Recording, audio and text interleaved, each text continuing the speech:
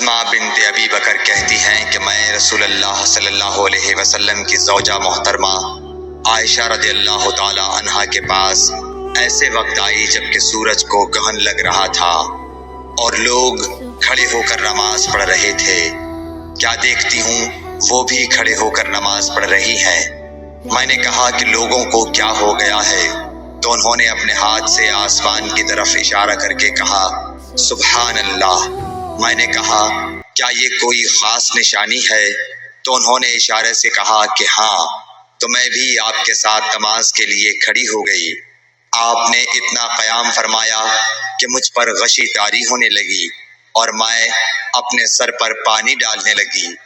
جب رسول اللہ صلی اللہ علیہ وسلم نماز سے فارغ ہوئے تو آپ نے اللہ کی حمد و ثنا بیان کی اور فرمایا آج کوئی چیز ایسی نہیں رہی جس کو میں نے اپنی اس جگہ نہ دیکھ لیا ہو، حتیٰ کہ جنت اور دوزخ کو بھی دیکھ لیا۔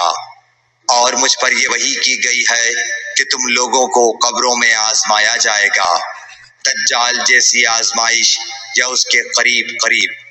راوی کا بیان ہے کہ میں نہیں جانتی کہ اسماء نے کون سا لفظ کہا۔ تم میں سے ہر ایک کے پاس اللہ کے فرشتے بھیجے جائیں گے اور اس سے کہا جائے گا کہ تمہارا اس شخص یعنی محمد صلی اللہ علیہ وسلم کے بارے میں کیا خیال ہے۔ پھر اسماء نے لفظ ایماندار کہا یا یقین رکھنے والا کہا، مجھے یاد نہیں۔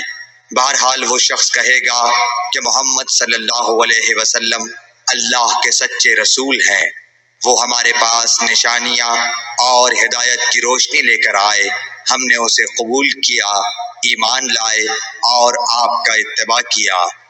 پھر اس سے کہہ دیا جائے گا کہ تو سو جا، در حال یہ کہ تو مرد صالح ہے اور ہم جانتے تھے کہ تو مومن ہے۔